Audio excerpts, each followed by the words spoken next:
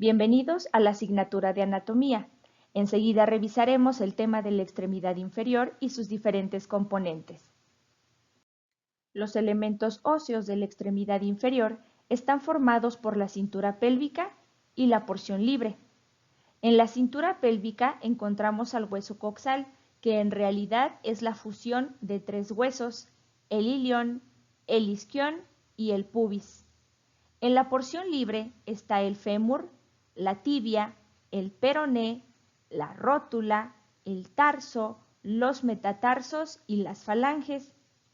En la región del tarso encontramos 7 huesos: el astrágalo, calcáneo, navicular, 3 cuneiformes y el cuboides. La cintura pélvica es el punto de unión del miembro inferior al tronco y está representada por el hueso coxal. En cuanto a la porción libre, tenemos los siguientes huesos. En el muslo está el fémur y la rótula. En la pierna, el peroné o fíbula y la tibia. Y en el pie, los huesos del tarso, metatarso y falanges. La imagen de la derecha permite identificar de manera individual y más precisa cada uno de los huesos en la zona del pie. En este lugar tenemos los huesos del tarso, astrágalo, calcáneo, navicular, primera, segunda y tercera cuña o cuneiformes y cuboides. Están también los huesos del metatarso, las falanges y la numeración de los dedos. El hueso coxal es la fusión de 3 huesos separados, el ilión, el isquión y el pubis. Los 3 huesos se encuentran unidos en el acetábulo, que es una estructura con forma de copa para la articulación con la cabeza del fémur. Los 3 huesos de la pelvis se fusionan en uno solo hacia el final de la adolescencia. El más grande de estos 3 componentes es el ilión. Se encuentra dividido en un ala superior y en un cuerpo inferior que forma parte del acetábulo. Su borde superior se denomina cresta ilíaca, la cual termina de manera anterior en la espina ilíaca anterosuperior. Debajo de ella se encuentra la espina ilíaca anteroinferior. En la parte posterior de la cresta ilíaca encontramos la espina posterosuperior y debajo de ella la espina posteroinferior. Todas ellas sirven como punto de adhesión de los tendones de los músculos del tronco, de la cadera y de los muslos. Debajo de la espina ilíaca posteroinferior se encuentra la escotadura ciática mayor, que atraviesa el nervio ciático. Otra de las características evidentes del ilión son las líneas glúteas o líneas arqueadas. Estas sirven de inserción para los tendones de los músculos glúteos. El isquión es la porción inferior y posterior del hueso coxal. Se compone de un cuerpo superior y de una rama inferior. El isquión contiene la prominente espina ciática, la escotadura ciática menor y la rama o tuberosidad del isquión, que es una porción rugosa y engrosada. En forma conjunta, la rama del isquión y el pubis rodean al foramen obturador o agujero obturador, el cual recibe ese nombre por estar casi completamente cubierto por la membrana obturatriz. El pubis es la porción inferoanterior del hueso coxal. Se compone de una rama superior y una rama inferior que se unen en una parte central denominada cuerpo.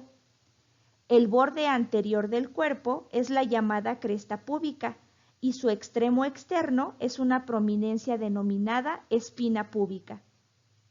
Esta espina es el comienzo de una línea protuberante denominada línea iliopectínea. El acetábulo es la cavidad profunda integrada por el ilión, el isquión y el pubis, en la cual se aloja la cabeza esférica del fémur. Conjuntamente, el acetábulo y la cabeza femoral dan origen a la articulación de la cadera. En la porción inferior del acetábulo se observa una muesca profunda denominada escotadura acetabular. Esta constituye un sitio de paso para el cruce de nervios, vasos sanguíneos que llevan nutrición hacia la articulación. Además, es un punto de inserción para los ligamentos femorales. La cintura pélvica tiene dos huesos coxales que están unidos anteriormente uno con otro en la sínfisis del pubis y en la parte posterior se unen con el sacro en las articulaciones sacroiliacas. El anillo que forman los huesos coxales, la sínfisis del pubis y el sacro, se denomina pelvis ósea. En lo funcional, esta proporciona sostén resistente y estable a la columna vertebral y a las vísceras pélvicas. Recibe además a los huesos de las extremidades inferiores y los une al esqueleto axial. La pelvis ósea se divide en dos porciones, una superior y otra inferior, a partir de un borde denominado plano del estrecho superior de la pelvis. Este puede trazarse si se siguen marcas de referencia anatómicas en las diversas partes del hueso coxal para formar una línea en un plano oblicuo. Dicha línea comienza atrás en el promontorio sacro y desciende en sentido oblicuo hasta la parte superior de la sínfisis del pubis. Se da el nombre de pelvis falsa o pelvis mayor a la porción situada arriba del borde del estrecho pélvico superior. Se encuentra limitada en sentido posterior por las vértebras lumbares, lateralmente por la porción superior del hueso coxal y anteriormente por la pared abdominal. Contiene la porción superior de la vejiga cuando se encuentra llena y los segmentos inferiores del intestino tanto en hombres como en mujeres. En el caso de las mujeres contiene además el útero, los ovarios, las trompas uterinas. La porción pélvica por debajo del borde del estrecho superior de la pelvis es la pelvis verdadera o pelvis menor. Se encuentra delimitada por el sacro, el coxis, la porción inferior del ilión, el isquión y en la parte anterior por el pubis. Contiene el recto y la vejiga en ambos sexos, la vagina y el cuello uterino en las mujeres y la próstata en los hombres. Las siguientes imágenes muestran una comparativa entre la pelvis masculina y la pelvis femenina. En general, la pelvis masculina tiene huesos más grandes y pesados, además de que poseen marcas de referencia anatómicas superficiales más grandes. La mayoría de las distinciones estructurales de la pelvis femenina son adaptaciones para hacer posible el embarazo y el parto. La estructura general de la pelvis femenina es más ligera y delgada. El estrecho superior de la pelvis tiene forma ovalada y es más grande, si lo comparamos con este mismo espacio en la pelvis masculina, que es más pequeño y tiene forma de corazón. El acetábulo de la pelvis femenina es más pequeño y se dirige hacia adelante. En la pelvis masculina es más grande y se dirige hacia un lado. El agujero obturador de la pelvis femenina es ovalado, mientras que el de la pelvis masculina es redondo. El arco púbico en las mujeres suele medir más de 90 grados y en los hombres menos de 90. El coxis de la pelvis femenina es más móvil y tiene una curvatura anterior, mientras que en los hombres es menos móvil y su curvatura anterior es menos marcada. El sacro de la pelvis femenina es más corto y ancho, con mayor curvatura anterior. En el caso de los hombres, el sacro es más largo, más angosto y con una curvatura menor. El fémur se encuentra en el muslo y es el hueso más largo, pesado y resistente del cuerpo. Su extremo proximal se junta con el acetábulo del hueso coxal y su extremo distal con la rótula y con la tibia. La diáfisis del fémur se angula en sentido interno. Como resultado de esto, las articulaciones de la rodilla son más cercanas a la línea media. El extremo proximal del fémur posee una cabeza esférica que se ensambla con el acetábulo del hueso coxal en la articulación de la cadera. El ligamento de la cabeza del fémur une este hueso con el acetábulo. El cuello femoral es una región más angosta que se sitúa de manera distal a la cabeza. Los trocánteres mayor y menor son prominencias que sirven como puntos de convergencia de tendones y de algunos músculos del muslo y glúteos. Entre la cara anterior de uno y otro trocánter se ubica una línea angosta denominada línea oblicua o intertrocantérica anterior. Y entre la cara posterior de uno y otro trocánter se ubica la línea o cresta intertrocantérica posterior.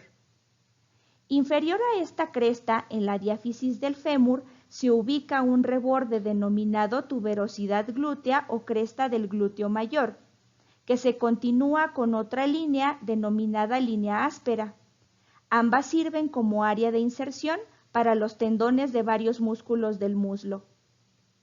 El extremo distal del fémur se expande e incluye a los cóndilos interno y externo, también denominados cóndilo medial y cóndilo lateral. Superior a los cóndilos se ubican las tuberosidades internas y externas, o también llamadas epicóndilo medial y epicóndilo lateral. La fosa o escotadura intercondilia es una depresión de la cara posterior entre los cóndilos. La rótula es un pequeño hueso triangular y anterior que se encuentra en la articulación de la rodilla. Se trata de un hueso sesamoideo insertado en el tendón del músculo cuádriceps femoral. Su extremo superior ancho se denomina base o borde superior y el extremo inferior puntiagudo se denomina vértice. La cara posterior de la rótula contiene las carillas articulares interna y externa o medial y lateral para cada uno de los cóndilos del fémur. El ligamento rotuliano une la rótula a la tuberosidad anterior de la tibia. Las funciones de la rótula son aumentar el apalancamiento del tendón del cuádriceps para mantener la posición de este cuando se flexiona la rodilla, además de proteger su articulación. La tibia es el hueso más grande de la pierna, de posición interna y en quien se apoya peso. Se ensambla en su extremo superior con el fémur y el peroné, y en el extremo inferior con el peroné y el astrágalo. Al igual que el cúbito y el radio, la tibia y el peroné se encuentran unidos mediante una membrana interósea. El extremo superior de la tibia se expande en los cóndilos interno o medial y externo o lateral. Estos se articulan con los cóndilos femorales para formar las articulaciones femorotibiales interna y externa. La cara inferior del cóndilo externo se une con la cabeza del peroné.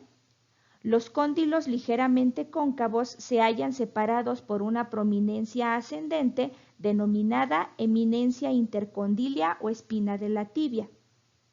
En la cara anterior del tubérculo anterior de la tibia o tuberosidad anterior se inserta el ligamento rotuliano. Inferior y en continuidad con este se encuentra un reborde que puede palparse bajo la piel y que se conoce como borde anterior o cresta de la tibia. La cara interna del extremo inferior de la tibia forma el maleolo interno, que es una estructura que se articula con el astrágalo y forma una prominencia palpable en la cara interna del tobillo. La escotadura peronea de la tibia se junta con el extremo inferior del peroné en la articulación peroneo-tibial distal. El peroné tiene una posición paralela y externa con respecto a la tibia y es mucho menor que esta. Su cabeza, en el extremo superior, se une con la cara inferior del cóndilo externo de la tibia, en plano inferior a la articulación de la rodilla, con lo que se forma la articulación peroneo-tibial proximal. El extremo inferior del peroné posee una prominencia denominada maleolo externo, que se articula con el astrágalo y se palpa en la cara externa del tobillo. El tarso es la región proximal del pie y consta de 7 huesos. Entre estos se incluyen al astrágalo y al calcáneo. Este último es el hueso tarsal más grande y resistente. Los otros huesos en posición anterior son el cuboides, el navicular, primera, segunda y tercera cuñas o cuneiformes. Se denominan articulaciones intertarsianas a las que se ubican entre los huesos del tarso. El astrágalo, que se encuentra en posición superior, es el único hueso del pie que se une a la tibia y al peroné. Se ensambla en un lado con el maleolo interno de la tibia y en el otro con el maleolo externo del peroné, para formar la articulación tibio-peroneo-tarsiana o articulación del tobillo. Al caminar, el astrágalo transmite casi la mitad del peso corporal al calcáneo y de ahí al resto de los huesos del tarso. El metatarso es la región intermedia del pie y consta de 5 metatarsianos enumerados del 1 y hasta el 5. Al igual que los metacarpianos de la palma de la mano, cada metatarsiano tiene una base proximal, una diáfisis intermedia y una cabeza distal. Las articulaciones de los huesos del metatarso con los huesos del tarso se denominan articulaciones tarso-metatarsianas y ocurren entre los huesos del metatarso y los huesos primera, segunda y tercera cuña y el cuboides. En el extremo distal, los metatarsos se articulan con las falanges en las articulaciones metatarsofalángicas. El primer metatarsiano es el más grueso porque en él se apoya más peso corporal. Las falanges son los componentes distales del pie y son semejantes a los de la mano en número y disposición. Los dedos del pie se enumeran del 1 y hasta el 5, comenzando en el dedo gordo. Cada falange consiste también en una base proximal, una diáfisis intermedia y una cabeza distal. El dedo gordo posee solo 2 falanges, la proximal y la distal, y el resto de los dedos poseen una falange proximal, falange intermedia y falange distal. Las articulaciones entre las falanges se denominan articulaciones interfalángicas.